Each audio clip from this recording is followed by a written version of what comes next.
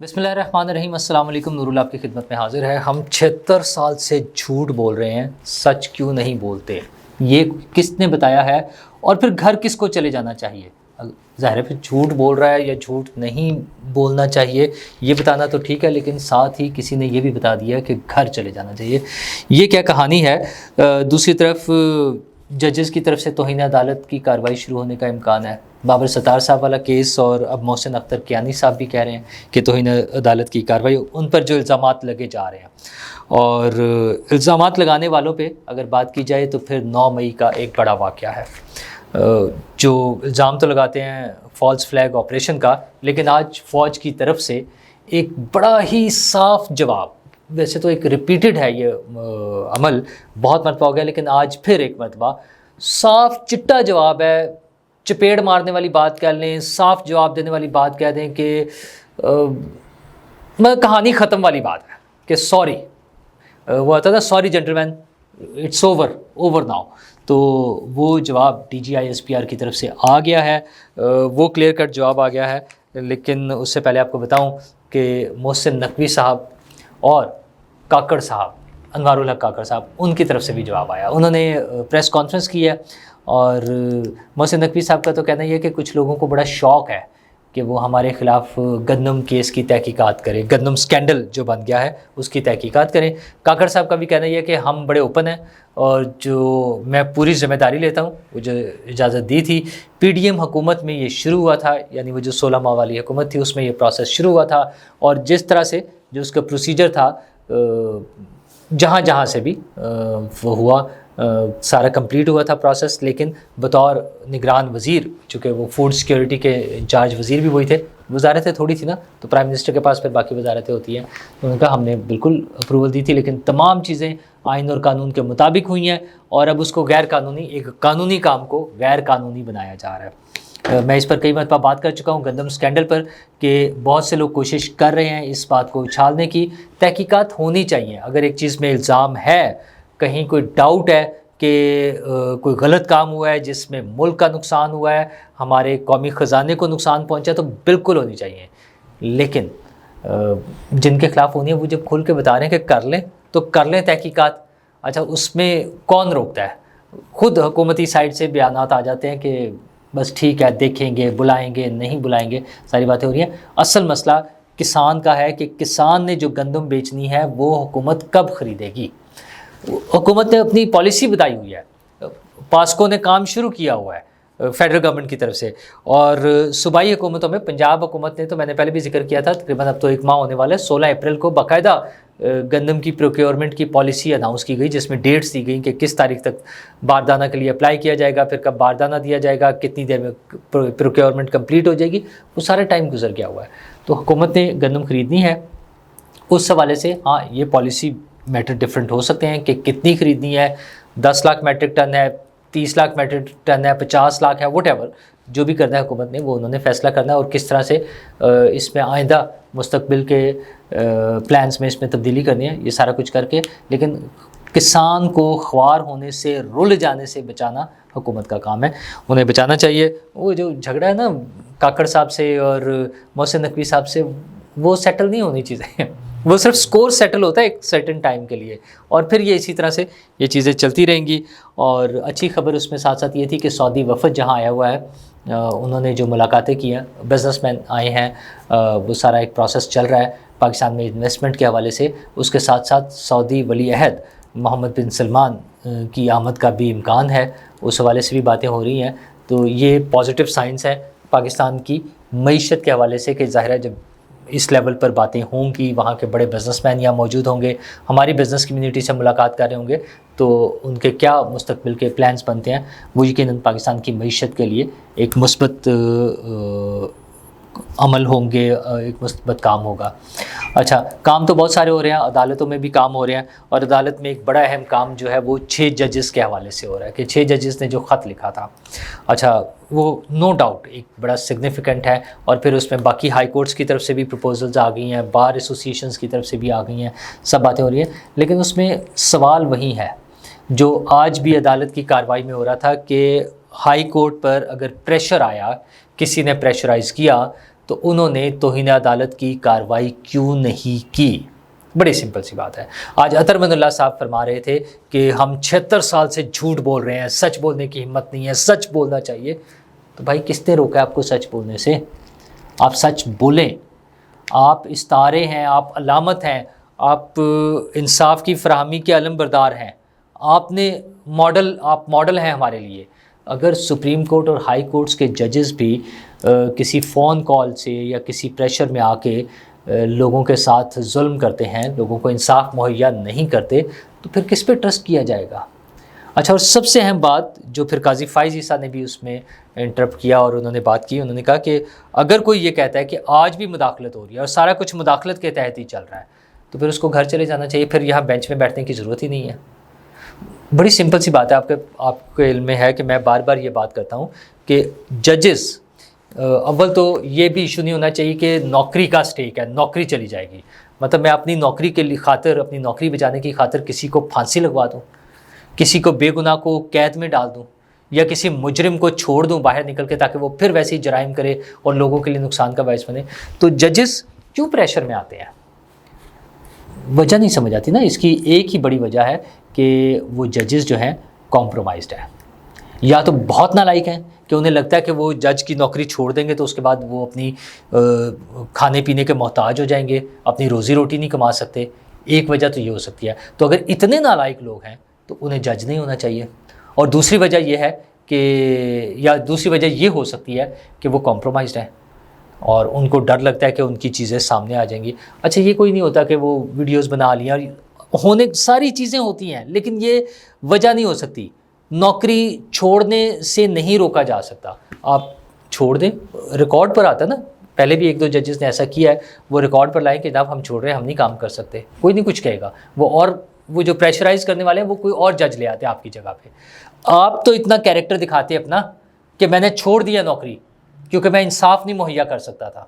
وہ بے شرم ایک ویڈیو ہم نے دیکھی ہوئی ہے جس میں ایک سابق چیف جسٹس پاکستان کے ٹی وی پر بیٹھ کر کہہ رہے تھے کہ پریشر تو ہم پر بڑا ہوتا ہے نا, اور سب لوگ تو پھر وہ نہیں کر سکتے, اپنی نوکری داؤ پہ تو نہیں لگا سکتے, چاہے پھانسی دے دینی پڑے نا. ذوالفقار علی بھٹو کو جو پھانسی ہوئی تھی, میں جسٹس نسیم حسن شاہ کی بات کر رہا ہوں, انہوں نے ٹی وی پر بیٹھ کے یہ بات کی تھی.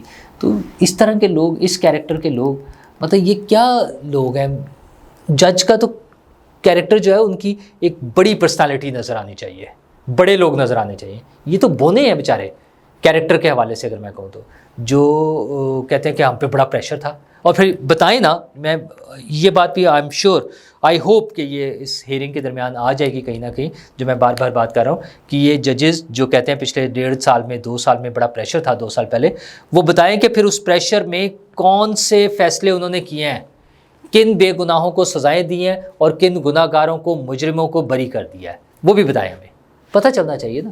تو خیر, یہ اب فی الحال تو وہ پوسٹ پون ہو گئی ہے کارروائی, آگے اب جب دوبارہ شروع ہوگی دیکھتے ہیں اس میں کیا ہوتا ہے. مجھے ویسے لگتا ہے کہ ججز کے لیے مشکل آ جانی ہے. اچھا, ججز میں خیر ہم جو پبلک میں سوشل میڈیا کے ذریعے بے شمار الزامات لگانا اور پروپیگنڈا کرنا, اس پہ پہلے جسٹس بابر ستار نے شکایت کی تھی اور وہ توہین عدالت کی کارروائی کا شروع ہونے کا امکان ہے. اور اب جسٹس محسن اختر کیانی صاحب نے بھی یہی کہا ہے کہ وہ بھی اس حوالے سے چاہتے ہیں کہ توہین عدالت کی کارروائی ہو. لوگوں کو عدالتی فیصلوں پہ تنقید ہو سکتی ہے, اس میں ان کی فیملی اور وہ سارا نیگیٹو چیزیں نکال کے, وہ میرا خیال ہے بہتر بات نہیں ہے. اس پہ ظاہر احتیاط کرنی چاہیے, اور جو لوگ احتیاط نہیں کریں گے انہیں قانونی کارروائی کا سامنا کرنا چاہیے. لیکن قانونی کارروائی کا سامنا تو ہمارے ہاں 9 مئی والوں نے بھی نہیں کیا ابھی تک, وہ بھی ابھی تک بچے ہوئے ہیں. لیکن آرمی کی طرف سے ایک بڑا کلیئر کٹ جواب, وہ کہتے ہیں ایک ایسی چپیڑ ہے منہ پر, یا ایک اتنا صاف چٹا جواب دے دیا کہ یار مطلب سوری, وہ کہتے ہیں نا sorry gentleman it's over now, تو وہ کہانی ختم. مطلب انہوں نے آج جو D G I S P R نے ایک طویل پریس کانفرنس کیا, اس میں انہوں نے بہت سارے دہشت گردی کے واقعات بتائے ہیں پاکستان میں جو ہو رہے ہیں, جس میں وہ چینی انجینئرز اور مختلف واقعات جتنے بھی تھے وہ سارے تفصیل سے بتائے کس طرح سے ہوا, اور کس طرح سے خصوصاً طالبان اور افغانستان سے جو سپورٹ مل رہی ہے دہشت گردوں کو, اور ایون بلوچستان کے حملوں میں بھی جو بلوچستان میں ہوئے وہاں پر بھی طالبان کی یا افغان شہریوں کی براہ راست انوالومنٹ, یہ سارے ثبوت انہوں نے بتائے ہیں, اس حوالے سے چیزیں ذکر کی ہیں انہوں نے. لیکن سب سے اہم چیز جو مجھے اس کا کرکس لگ رہا تھا، جو پرپز لگ رہا تھا اس ساری پریس کانفرنس کا، وہ یہ تھا کہ عمران خان صاحب آپ کی چھٹی ہے، آپ کے لیے کوئی گنجائش نہیں ہے، کوئی لفٹ نہیں ہم نے کرانی ہے آپ کو. اور یہ میں مطلب سمجھا ان کی بات چیت کا کہ وہ جو کہتے ہیں نا کہ مذاکرات صرف آرمی چیف سے اور DGI SI سے ہوں گے. شہریار آفریدی صاحب نے کہا، خود عمران خان صاحب کہتے ہیں ہم نے کمیٹیاں بنائی ہوئی ہیں مذاکرات کے لیے، اسٹیبلشمنٹ سے مذاکرات کے لیے. تو ان کی طرف سے صاف چٹا جواب آ گیا کہ کوئی مذاکرات نہیں، انہیں مذاکرات کرنا فوج کا کام نہیں ہے، وہ سیاسی جماعتوں کا کام ہے. مطلب اس سے بڑی چپیٹ کیا ہو سکتی ہے کہ وہ کہہ رہے ہیں بھائی سیاستدانوں سے مذاکرات کرو، جن کو آپ چور کہہ کر جن سے بات کرنے سے انکاری ہیں، ان کے ساتھ بیٹھے مذاکرات ان کے ساتھ کریں، اور 9 مئی والوں کو سزا ملے گی، اس کے پلانرز کو، ایگزیکیوٹرز کو، سب لوگوں کو جو ہے ان کو سزا ملنی ہے، منصوبہ سازوں کو اور اس پہ عمل کرنے والوں کو، اور ان کو کوئی معافی نہیں ہے. وہ معافی مانگیں، سب سے پہلے تو وہ معافی مانگیں. تو خان صاحب معافی مانگنے کا سوچ لیں اگر وہ معافی مانگتے ہیں. لیکن آج تک تو وہ آ ہی نہیں نہ رہی اس طرف. پہلے تو ان کا ابتدائی بیان جو ہے 9 مئی کے بعد جب وہ عدالت میں آئے تو انہوں نے کہا تھا کہ اگر مجھے دوبارہ گرفتار کیا تو اسی طرح کا ایکشن یا ری ایکشن آئے گا لوگوں کی طرف سے. تو وہ تو وہیں کھڑے ہوئے ہیں کہ یہ وہ ہوگا. اچھا، اب وہ ان ساری چیزوں کے ساتھ ساتھ انہوں نے ایک اور ان کی پارٹی نے اضافہ کر دیا ہے کہ یہ فالس فلیگ آپریشن تھا فوج کی طرف سے، فوج نہیں کیا تھا. اچھا، بندہ پوچھے جس میں پھر وہ نام لے کر یاسمین راشد صاحبہ اور دیگر لوگ ہیں جو لوگوں کو بلا رہے تھے، آئیں کور کمانڈر ہاؤس پہ چلیں اور یہ سارا کچھ کریں. وہاں پہ جو لوگ دروازوں پر چڑھے ہوئے تھے اور گاڑیوں پر کھڑے تھے، وہ ساری جو چیزیں ہمارے پاس ویڈیوز موجود ہیں، تو وہ کون لوگ تھے؟ وہ فوجی تھے. یاسمین راشد صاحبہ جو ہے وہ کوئی بریگیڈیئر ہیں، وہ کوئی فوج کی افسر ہیں، وہ PTI کے لوگ تھے. وہ اعجاز چودھری صاحب اور دیگر لوگ جو تھے، تو یہ سب لوگ جو ہیں وہ کوئی بھی فوجی نہیں تھا. PTI والوں نے خود یہ حرکت کی اور بڑی سوچی سمجھی سازش کے تحت، بڑا پلاننگ کے ساتھ. وہ جو ایک طویل عرصے سے ایک کیمپین چلا رہے تھے نا کہ ہماری ریڈ لائن عمران خان، اور عمران خان کو ہاتھ لگایا تو عمران خان صاحب خود بھی کہتے تھے ہماری ریڈ لائن عمران خان ہے، یہ خود وہ ٹویٹ کر رہے ہوتے تھے. اور اگر مجھے ہاتھ لگایا تو، مجھے کچھ کیا تو میں خطرے ناک ہو جاؤں گا، مجھے اندر بند کیا تو خطرے ناک ہو جاؤں گا اور بہت برا ہوگا. اور وہ سارا کچھ انہوں نے کر کے دکھا دیا 9 مئی کو. لیکن وہ ایک مرتبہ ہونا تھا، ہو گیا. اور یہی ISPR نے کہا کہ دنیا میں کہیں ایسا نہیں ہو سکتا کہ آپ فوجی تنصیبات پر اور مونیومنٹس پر اور ان چیزوں پر حملے کریں اور پھر آپ کو کوئی کچھ نہ کہے. تو میسج بڑا کلیئر ہے کہ ان سب لوگوں کو سزائیں ہونی ہیں. اچھا، اس میں عدالتوں میں ظاہر معاملہ تو عدالتوں میں ہونی تو فائنلی عدالتوں کی طرف سے، عدالتوں کو بھی سوچنا ہوگا. انسانی حقوق، بنیادی انسانی حقوق بڑی اہم چیز ہے، لیکن دنیا میں کہیں بھی یہ نہیں ہو سکتا کہ دنگا فساد کرنے والے دہشت گردوں کو آپ اس وجہ سے ریلیف دے دیں کہ نہیں خیر ہے، کوئی بات نہیں، یہ اپنے ہی لوگ ہیں، کوئی بات نہیں. تو وہ پھر وہ اپنے نہیں رہتے. جب وہ ریاست کے خلاف کھڑے ہو جاتے ہیں، ہتھیار اٹھا لیتے ہیں اور حملے کر دیتے ہیں، تو پھر وہ اپنے نہیں رہتے، اپنے یہ کام نہیں کرتے. ہاں، ڈائیلاگ ہونا چاہیے، پرامن مذاکرات ہونے چاہیے، پرامن احتجاج بھی ہو سکتا ہے. سڑکوں پہ نکلیں، نعرے لگائیں، جلوس نکالیں، ریلی نکالیں، لانگ مارچ کریں، یہ سارا کچھ ممکن ہے. لیکن جب آپ یہ کہہ کر کریں گے کہ میں اسلام آباد پر قبضہ کرنے کے لیے آ رہا ہوں، میں سب کچھ تباہ و برباد کر دوں گا، میں حکومت کو بھگا دوں گا، پھر حکومت نے بھی کوئی نہ کوئی تو ایکشن لینا ہوتا ہے. ہاں، مولانا فضل الرحمان صاحب بھی آج کل بڑے زور و شور سے احتجاج کی تیاریاں کر رہے ہیں، اور وہ 9 مئی کو ملین مارچ کر رہے ہیں. اگرچہ وہ کہہ رہے ہیں کہ میرا عمران خان سے کوئی تعلق نہیں ہے، اس میرے ملین مارچ کا عمران خان صاحب سے، مطلب PTI سے کوئی تعلق نہیں ہے. لیکن 9 مئی کے دن سلیکٹ کرنا کوئی اتنی مزیدار، اتنا وائز ڈیسیژن بھی نہیں ہے. آپ ہاں ٹھیک ہے، سیاستدان ہے نا، تو وہ چھیڑتے ہیں دوسروں کو نا، وہ ٹیسٹر لگاتے ہیں، یوں کہہ لیں، ٹیسٹ کرتے ہیں، ذرا دیکھتے ہیں. تو یہ ساری چیزیں اپنی جگہ، لیکن کچھ چیزیں حساس نوعیت کی ہوتی ہیں. کچھ معاملات، مطلب 9 مئی جو ہے وہ ہمارے لیے ایک حساس معاملہ ہے.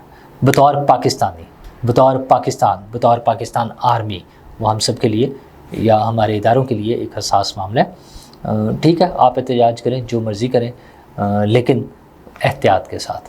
وہ ان کی صف میں شامل نہیں ہو جانا. اور مولانا فضل الرحمان تو بہت سمجھدار آدمی، وہ I'm sure کوئی اس طرح کی حرکت نہیں کریں گے. لیکن کوئی بھی شرارت کرنے والا کوئی نقصان پہنچا کے کوئی فائدہ اٹھانے کی کوشش نہ کرے. ان سے بچنا چاہیے. ہاں پی ٹی آئی کے حوالے سے بات کریں تو ایک اور چھوٹی سی خبر وہ مس ہوگی. وہ جو بندہ تھا پبلک اکاؤنٹس کمیٹی کا چیئرمین شیر افضل مروت صاحب نے، وہ گھومتے پھرتے کبھی کسی کی باری کبھی کسی کی باری، اب شیخ وقاص اکرم صاحب کا بھی نام آیا تھا، تو یہ موصوف شیر افضل مروت صاحب ذرا شور میں چاہ رہے تھے کہ میں جا رہا ہوں بانی چیئرمین سے ملنے کے لیے، عمران خان صاحب سے ملنے کے لیے، میں انہیں بتاؤں گا اور یوں کر دوں گا یوں کر دوں گا. تو عمران خان صاحب نے ان سے ملنے سے انکار کر دیا. تو اب دیکھیں کون بنتا ہے پی ایس سی کا چیئرمین، کسی نے تو بننا ہے، وہ بن جائیں گے. حکومت کا کام ہے کہ انہیں جواب دیں. ظاہر بطور پی ایس سی چیئرمین حکومت کی ایک طرح سے وہ آڈٹ کرنے کا ایک پلیٹ فارم ہے، وہ آڈٹ کریں اور حکومت نہ صرف اس آڈٹ کو فیس کرے بلکہ میرے آپ کے مسائل کو حل کرنے کے لیے جو بھرپور میکسیمم کوشش ہو سکتی ہے وہ اپنی جاری رکھے. شکریہ.